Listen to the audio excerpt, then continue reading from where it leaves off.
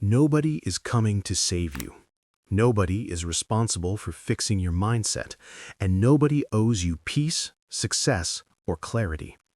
The moment you truly accept this, your life begins to change. You stop waiting for motivation, you stop blaming circumstances, and you stop expecting someone else to rescue you from your own habits. If you are tired of feeling mentally weak, emotionally reactive, and constantly distracted, then these brutal Stoic laws will rewire your mind. They are not comfortable, they are not soft, and they are not designed to protect your feelings. They are designed to build strength. Stoicism is not about sounding wise, it is about becoming unshakable. The ancient Stoics like Marcus Aurelius, Seneca, and Epictetus trained their minds to remain steady in chaos, calm in loss, and disciplined in temptation. They understood that the real battlefield is not outside in the world, but inside your thoughts. When you master your mind, you master your life. These laws are brutal because they remove your excuses and force you to take ownership. And ownership is where real power begins. Control what you can. The first brutal law of life is simple but hard to accept.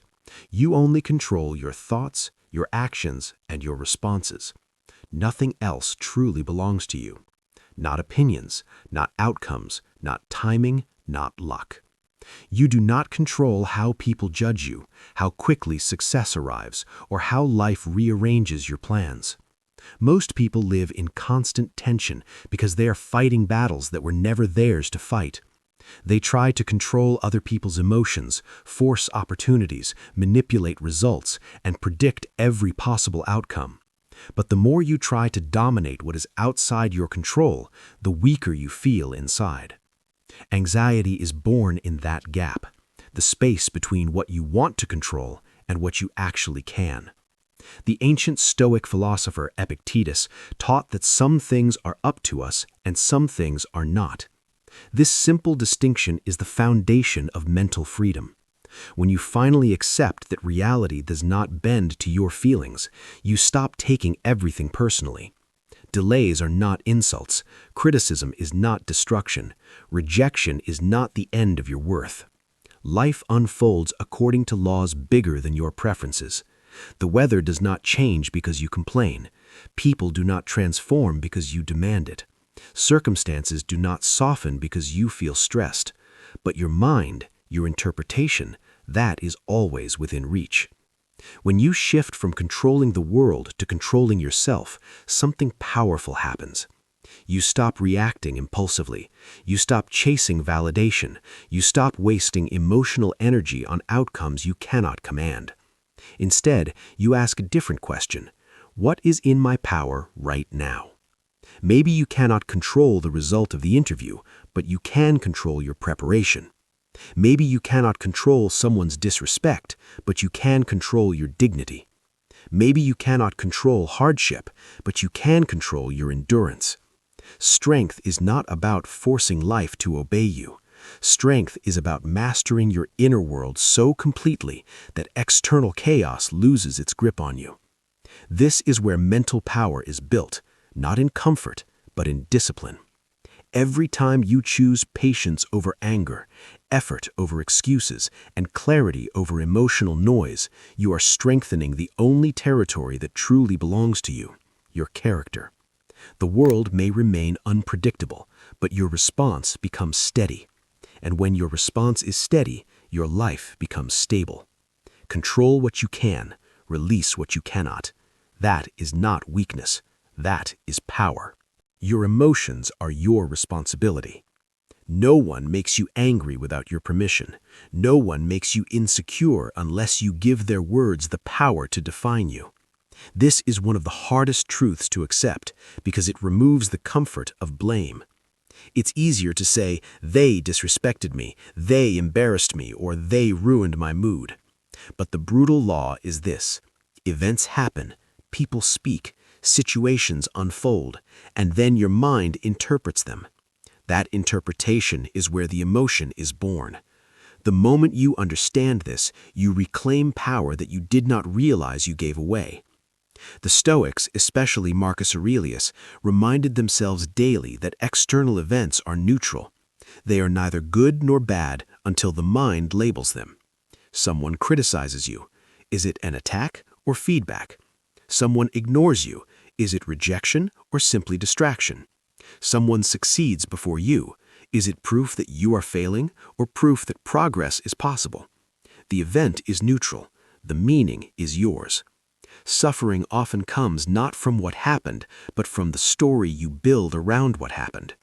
You imagine disrespect, you assume intention, you predict the worst, and then you react to your imagination as if it were reality. When you feel offended, it's usually because reality did not match your expectation. You expected respect, you expected appreciation, you expected fairness. And when those expectations collapse, frustration rises. But expectations are silent demands you place on the world. The world never signed that contract. This law is brutal because it forces you to look inward instead of outward. It tells you that your anger is not proof of someone else's guilt, it is proof of your attachment. It tells you that your insecurity is not created by someone's confidence, it is revealed by comparison inside your own mind. Emotional maturity begins the moment you stop saying, "They caused this," and start asking, "Why did I react this way? Why did those words disturb me? Why did that situation shake me? What belief inside me was threatened?" When you ask these questions honestly, growth begins. You stop being a slave to moods. You stop giving strangers control over your inner state. You begin to respond instead of react. Taking responsibility for your emotions does not mean suppressing them. It means owning them. It means recognizing that your peace is your duty. You cannot control how people behave, but you can control the meaning you attach to their behavior. And when you control the meaning, you control the emotion. That is not emotional coldness. That is emotional strength. Discomfort builds strength. Comfort feels safe. It feels warm. It feels deserved. But comfort, when chased constantly, becomes a silent enemy. It slowly weakens your discipline, softens your focus, and lowers your tolerance for pressure. The mind and body are designed to adapt, and when you constantly choose ease, you adapt to weakness. You become dependent on convenience. You begin avoiding anything that feels difficult, awkward, or demanding. Over time, even small challenges start to feel overwhelming. This is how fragility is created, not through tragedy, but through excessive comfort.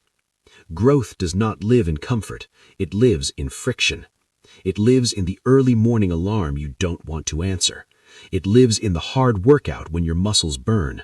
It lives in the uncomfortable conversation you'd rather avoid. It lives in disciplined routines repeated when motivation is absent. These experiences are not pleasant, but they forge resilience. Every time you choose discipline over comfort, you strengthen your character. Every time you lean into discomfort instead of escaping it, you expand your capacity. Strength is not built when things are easy. It is built when you stay steady in what is hard. The Stoics understood this deeply. Seneca spoke about practicing voluntary hardship, choosing cold baths, simple meals, or temporary discomfort, not as punishment, but as preparation. The idea was simple.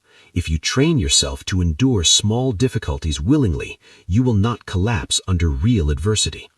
When your mind becomes familiar with discomfort, fear loses its grip. You stop panicking when life becomes inconvenient. You stop complaining when things don't go your way. You become adaptable. Avoiding discomfort makes you fragile because it teaches your brain that difficulty is danger. Facing discomfort daily teaches your brain that difficulty is training. One mindset shrinks you, the other expands you. When you deliberately expose yourself to challenges, you increase your emotional tolerance. Rejection hurts less, pressure feels manageable, uncertainty becomes normal. You stop asking, "Why is this happening to me?" and start thinking, "This is building me." The more you train yourself to handle discomfort, the less life can intimidate you. Challenges will still come, loss will still happen, pressure will still exist, but you will not break easily. You will bend, adjust, and continue forward. Comfort creates dependence, discomfort creates capability, and capability is the foundation of real strength. Time is limited. You live as if you have unlimited tomorrows. You postpone difficult decisions. You delay important conversations. You tell yourself you will start one day. But every day that passes is permanently removed from your life. It does not pause. It does not return. It does not negotiate. Time moves forward with or without your permission. The tragedy is not that life is short. The tragedy is that most people realize it too late. They spend years distracted, arguing. Expect less, appreciate more. Expectation is often the hidden root of frustration. You expect people to behave according to your standards. You expect quick progress after small effort. You expect fairness in a world that does not promise it. And when reality refuses to follow the script in your mind, disappointment appears. The pain does not come from reality itself. It comes from the gap between what you demanded and what actually happened. The larger the expectation, the sharper the frustration. This is why many people live in constant irritation, not because life is always harsh, but because their mental demands are unrealistic. The Stoics understood that expectations are silent contracts we create without the world's agreement. Seneca advised practicing negative visualization, imagining the loss of comfort, status, or even loved ones, not to become fearful, but to become grateful. When you mentally prepare for impermanence, appreciation naturally increases. You stop assuming that what you have today is guaranteed tomorrow. You begin to see ordinary things as privileges instead of entitlements. A peaceful morning becomes a gift. A healthy body becomes a blessing. Loyal relationships become treasures. When you expect less, you are not lowering your standards, you are lowering your entitlement. There is a difference. Standards guide your actions. Entitlement demands outcomes. When you remove entitlement, you stop feeling personally attacked by life's unpredictability. You stop thinking you deserve special treatment.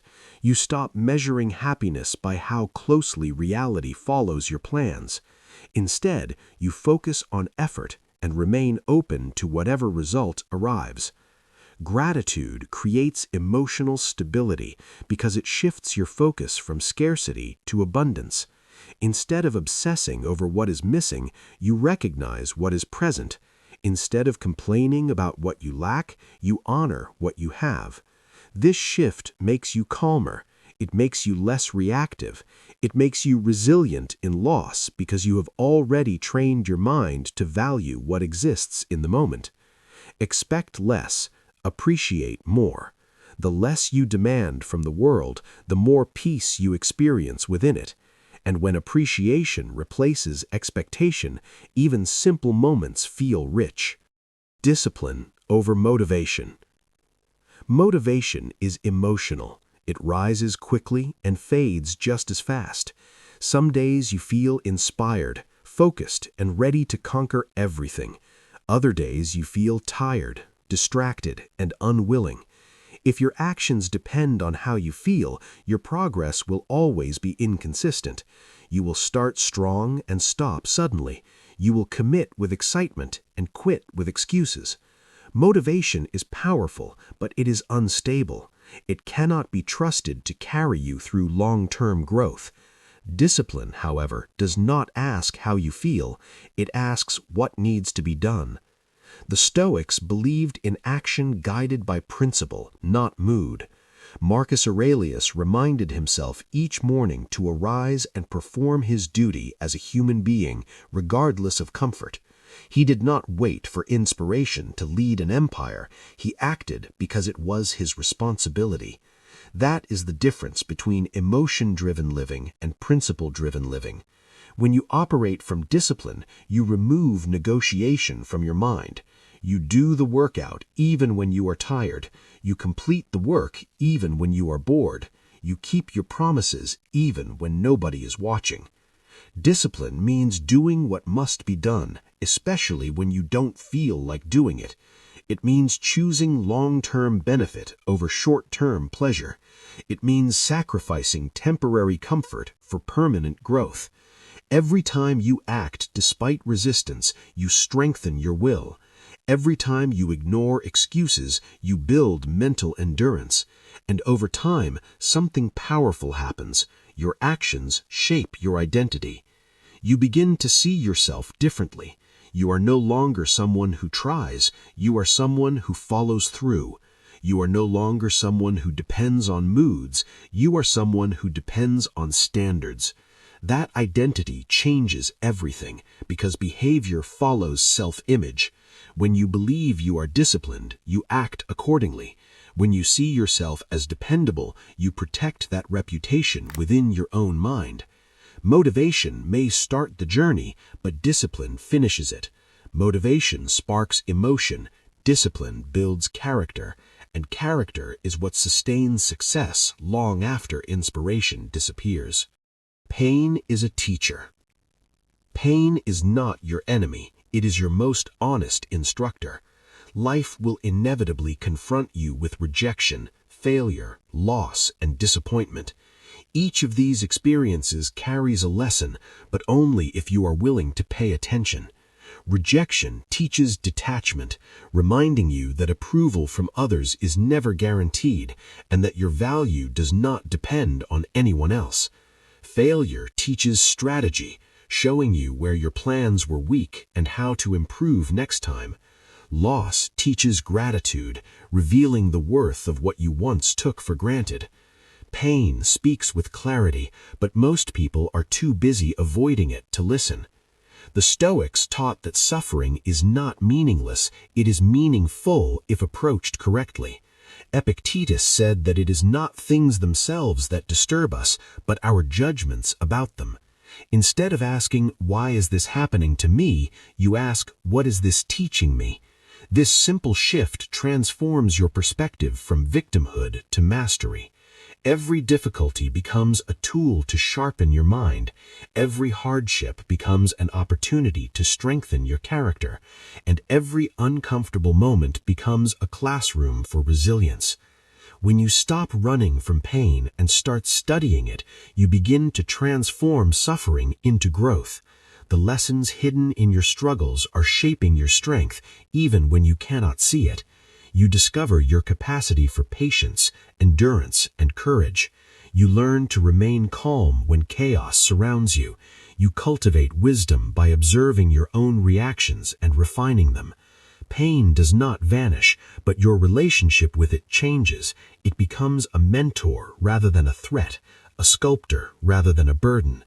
Those who embrace this truth find that life's sharpest experiences, the ones everyone fears, are actually the ones that forge the strongest minds and the most resilient souls. Repetition shapes identity. You do not become strong overnight. Strength, skill, and character are not gifts. They are forged through repetition, through the small disciplined actions you perform consistently.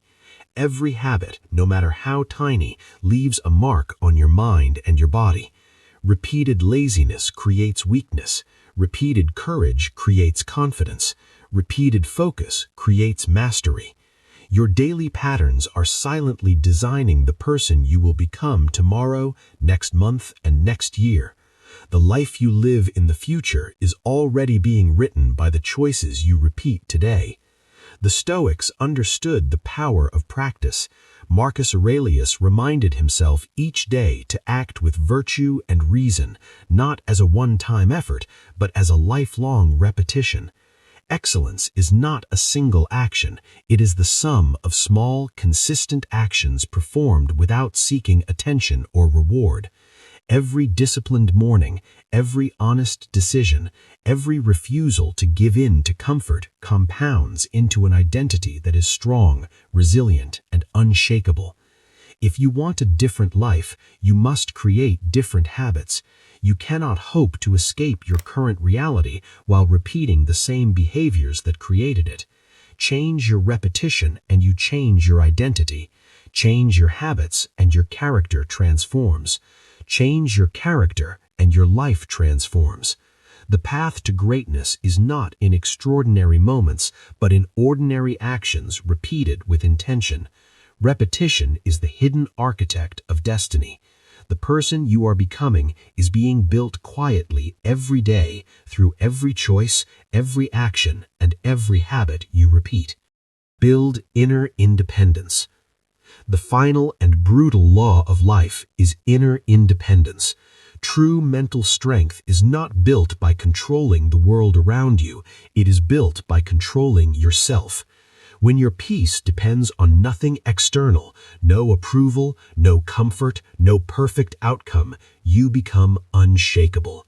Life may throw chaos, setbacks, and unpredictable events in your path, yet inside, clarity and calm remain untouched. This is not detachment in weakness or emotional coldness. This is emotional strength. It is the power to remain steady when everything around you wobbles. Inner independence transforms the way you live. You no longer chase validation, cling to comfort, or fear failure. You no longer let the opinions, moods, or actions of others dictate your inner state. Instead, you anchor your mind in principles, reason, and self-mastery. You respond rather than react. You act with purpose rather than impulse. You become someone whose stability is forged from within, not borrowed from circumstances.